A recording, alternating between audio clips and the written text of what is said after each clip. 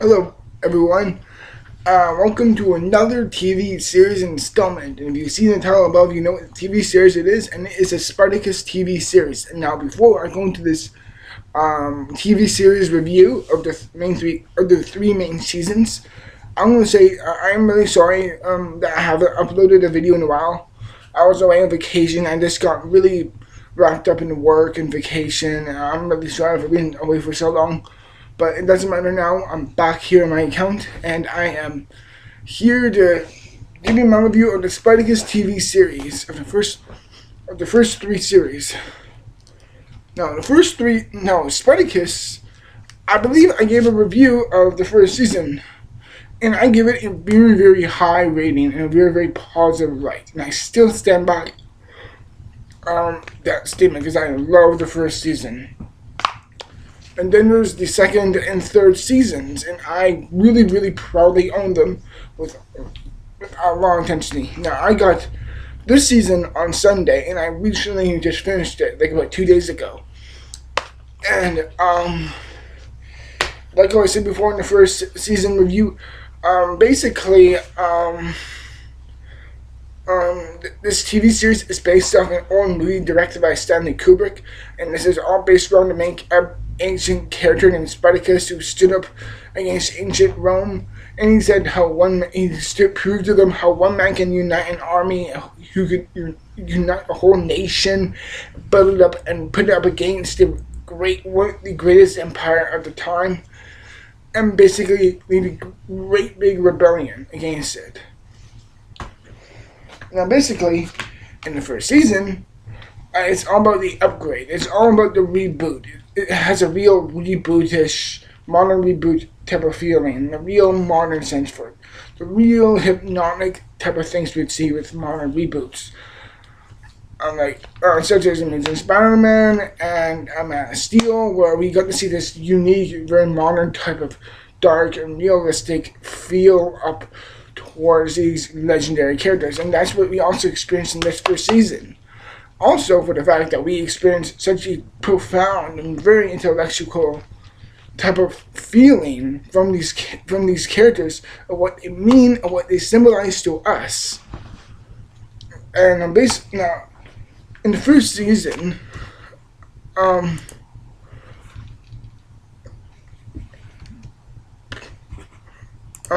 sorry about that. Some weird thing happened to my computer there. Basically, in the first season, we have Andy Whitfield, who played Spartacus, and he played him very charismatically, very relatable, very, very relatable. He played a very sensitive and a really humanistic view to him. First in the first episode, when you see him, you can clearly see the obvious symbolism they play in towards his character. But I don't give a crap for that. Even though I do find that a bit too jarring or distracting at times, it's like, I can forgive that. I understand what they're trying to symbolize, and above all things, I understand what they're trying to convey through the first episode. He's your messiah. He's your leader. He's your leader. It's like, yeah, we get it. We understand that. All right, don't force it on our throats. And he really, really gives a wonderful performance as him. It's very humanistic, very sympathetic, and very, very realistic. We also have great actors in here like John Hannah and Peter Mensa. I think John Hannah in this series plays the main emperor, I won't say the main emperor, but the main leader of this basically type of gladiator training boot camp / villa where they are in. And we also have Peter Mensa as Octavius. I forgot his name. Octavius, I believe, if I'm correct or not. But he really brings out a wonderful performance. And we also have a wonderful and beautiful and awesome as always Lucy Lawless in this series, and she's really, really awesome. If you don't know who Lucy Lawless is, she was a very, very popular actor from the mid 90s to the early 2000s, and she played a very, very famous female character called Xena, warrior princess. And she really brings out really devilishly beautiful and yet very, very seductive and very manipulative type of character. And the same thing goes with Viva Bianca, who's also in who's also in the series, and she plays Alithia, and she's so deliciously evil and so cackly and so bitchy at times. Like, you really want to kill her at times, but then she's also so beautiful and she's so seductive and she's so sexy. And it's like there's a side of you that says, I want to kill this bitch, but then there's a side of you that says, I want to be beautiful. I want to treat you nice because she is beautiful. She is kind of misunderstood at times. Like, within the first 2 days of the season, she really kind of plays this understone, very, very a very sympathetic character as she plays. And it's like, oh, she started off so nice. It's like, then you realize she's a real psychopathic bitch. And she really is like a real crazy bastard. And basically all those actors were really, really great in the first season. And you continue to see them in the second season too. And also the action, the sex, the action, the sex scenes, and the overall scope of the view is so unbelievable and so over the top and so unbelievably hysterical that you can't help but laugh through it, because you're just in for one hell and wild time with this TV series, and you're just, above all things, having a hell of a ride. You're just experiencing this revolt with these characters, and they are just so realistic and so likable and so sympathetic at times. And this is wonderful. It really is wonderful with all 3 series. First, second, and third, they feel like a journey to you. It's like, they don't feel like a TV series. They feel like you were a gladiator. You felt that you were in this revolt against Rome. You were against all these people who stood against you. These people who took so much things away from you. Your children, your wife, your friends. They made you kill each other for survival. And it's like, it really pays a contribution of what you can and cannot trust. And even it plays that idealistic fact of, like I said before, of who you can and cannot trust, and also how much certain things are worth in this world. Is leading this revolt, is all this lead up, is all this, is all the things that they're fighting for within these series. In the end, they put into question, is it worth fighting for? And the answer is yes, because they have so much heart, and they have so much love and compassion and ferocity and tension that they just go for it, and we really put so much energy put into it, and they just totally they really go insane with it. It's just so fun to watch, and you're just on this experience. It's not even a TV series in its own sense. It's an experience. You feel like a gladiator in the end. And now let's go within the actors' storylines with these characters. A lot of these characters and a lot of these actors go through big stages, and they go through big, multiple emotional and physical changes. They put their bodies to extreme limits. And some of them, unfortunately, get killed off. Some of them who you may or may not, and it shows a very, very realistic approach to it. Like, people who you love, people like this in the TV series. It's kind of like Game of Thrones in that sense. It's like, oh, you like that character? Oh, you like that character? Next moment, they're dead. It's like, it really is so relentless and so fearless for what it does that the show, this series has balls that do what it does. It's like Game of Thrones meets Rome. It's like that tensionized and that suspenseful for these characters, is that you just don't know what's going to happen to these characters unless you know the real historical records and what happened to these characters, and who does and who does not live within the series. And unfortunately, within the TV series, something very, very, very, very sad happens. Within the first season, Andy Whitfield played Spartacus. He went through the first season, and unfortunately, within the break from the first to the second season, the main actor Andy Whitfield passed away, and it was a very, very, very, very, very sad and tragic loss. that I'm sure that he is going to be missed by his fans, by his family, and by his friends. And rest in peace, Andy Whitfield. You were a true Spartacus. You were the only Spartacus. We were all part of Spartacus, and you embodied the realism of Spartacus. You embodied the real humanistic side of Spartacus. And rest in peace, man. You deserve a freaking Academy Award for this performance, and it's just wonderful. Just rest in peace, man. It's a wonderful performance, and you can see that this actor really went through so much to commit to this role. Until the day he died, which is it's very sad and very tragic that a man like this did die. I don't mean the character himself, I mean the actual actor, Andy Whitfield.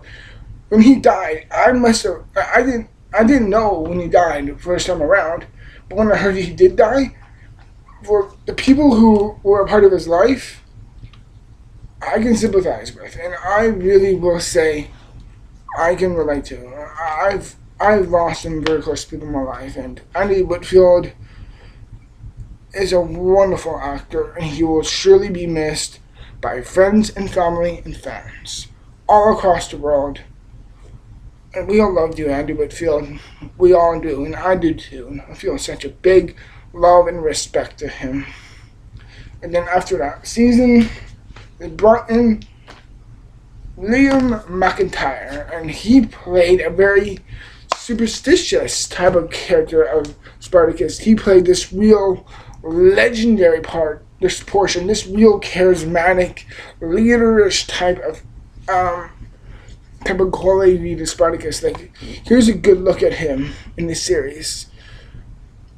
That's how he looks, and when you see him, it's like that's man I'd fall into battle any day. He looks amazing. He looks unbelievable. He's so charismatic. He's so charming. He's so persuasive, and he's so Superman in that sense. Where Andy Whitfield was much more realistic. This seems a lot more romanticized and a lot more out there.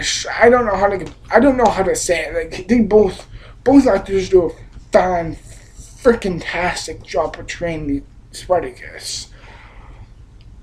I'm not gonna say who I like better because that'll be very, very disgraceful in my opinion, and very, very disrespectful towards one another, because I believe they played a certain portion of Spartacus. That's like comparing who's the best James Bond or who's the best Sherlock Holmes. Like, they don't give the absolute perfect resemblance of these characters, but they play a perfect portion of these characters. It's like they bring out a certain charm. They bring out a certain physical attribute.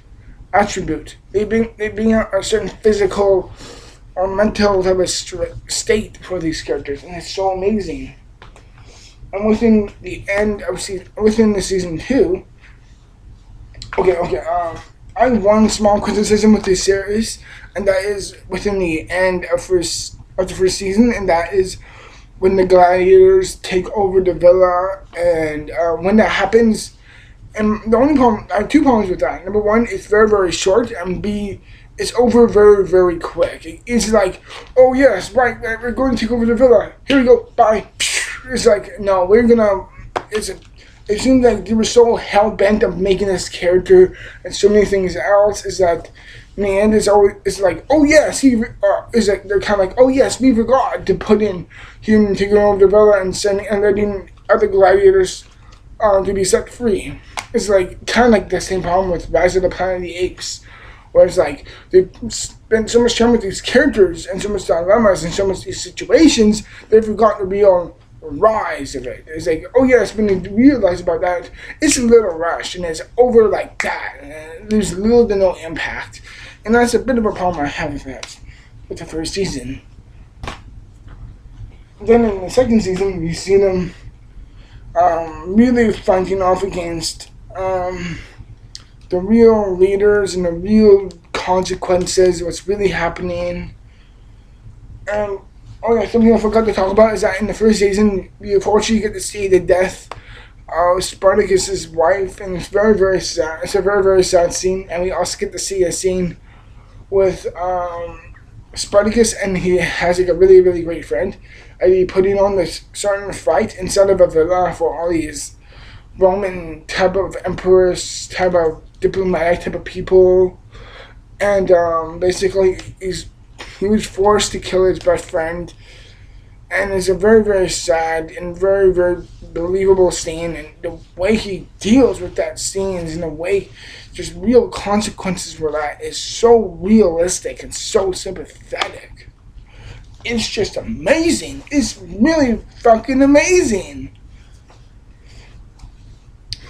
And then we go to the second season. There's a bunch of, I think this is the shortest. 1, 2, 3.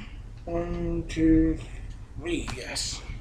Well, season 2 and 3 are short. They're not as long as the first season, which for me is a bit of a complaint because I would like to see a bit more of that. I'm just trying to see where's this longest. It seems like the third season is actually, yeah, I will say that. It's like when the series started, they were long and they were big and they were epic like that. It's kind of like it sort of shortened out within time, and near the end it's like not the full-length episodes. Like the episodes are at least 50 minutes tops. However, it's like the length of the seasons were not that long, and the second and third season were a bit too short, in my opinion. That's a bit of another criticism I have. And then we go into the third season, which is really, really great. We get to see Julius Caesar, and that's a real. I forgot the actor's name, but for Julius Caesar, but it's really, really odd. I'm just like, oh yeah, Julius Caesar was partially connected. Well, I don't mean like connected, but he had a certain role with Spartacus, and that I'm just like, oh yeah, I forgot about that. It's true. And then within the season, you get to see a lot of the revolts and a lot of the sieges, a lot of the attacks, real rebellious stages. Like first few seasons was pretty much the first season was built up. Second season was kind of like it intensified and it showed some great action scenes. Third season is like, now we dropped the ball. Now it's like hell gone wild. It's like we're holding no length in terms of this. It's going batshit insane. Those action scenes are relentless. The sex scenes are over relentless. And then you put into consideration the emotional and real physical strains and weaknesses put into this. It's heartbreaking. And you get to see all these characters like Crixus, Gannicus, and Agron, and it really breaks your heart when these characters die.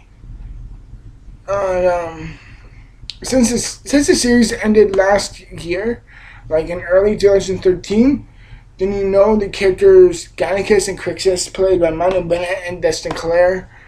Both these characters both the characters in the series die. Very, very, very beautiful deaths, and they deserve nothing more. Did I say that correctly? I don't know. But it's like the deaths are glorious and very, very valorous, I'd say.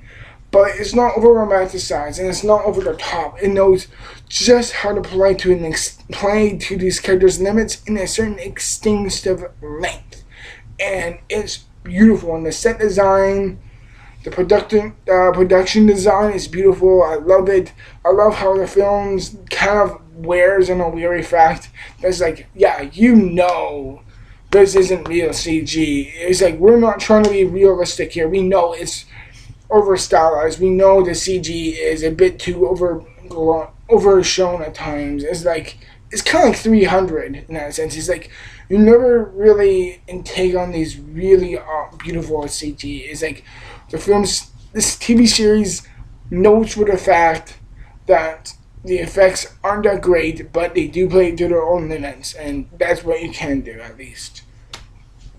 And then in the very, very, very end, if you know the real story of Spartacus, you know what happens, and the death of Spartacus is one of the most heart-wrenching and one of the most beautiful and one of the saddest I would say TV deaths of all time. Like, it's really, really sad and very, very, very hard to watch.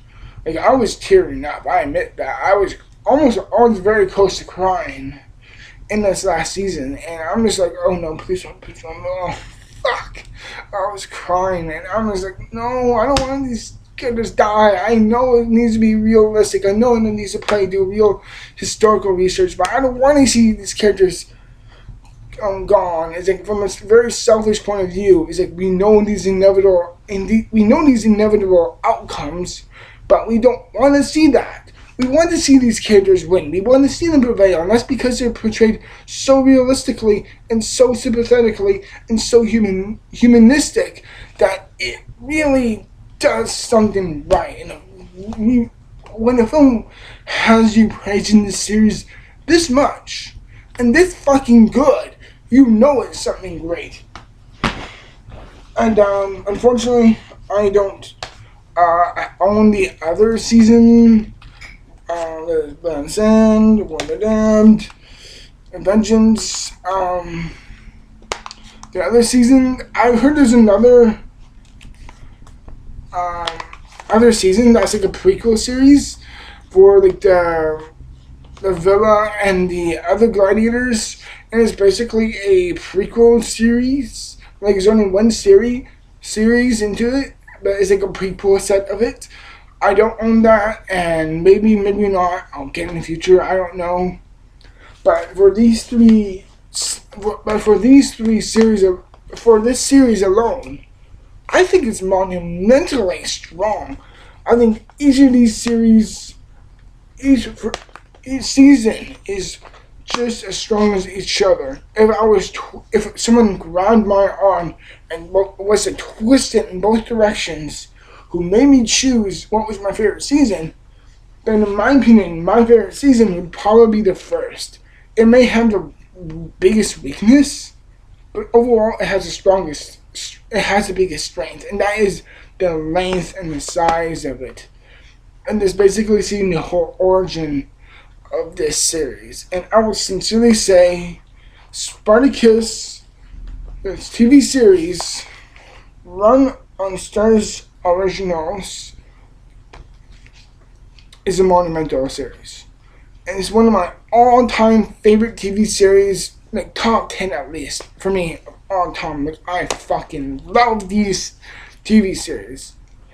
I will give this Spartacus seasons 1 through 3, a whole series, I give it 2 big glowing thumbs up, and I will give it a perfect score. I know I said the second and third season were a bit too short.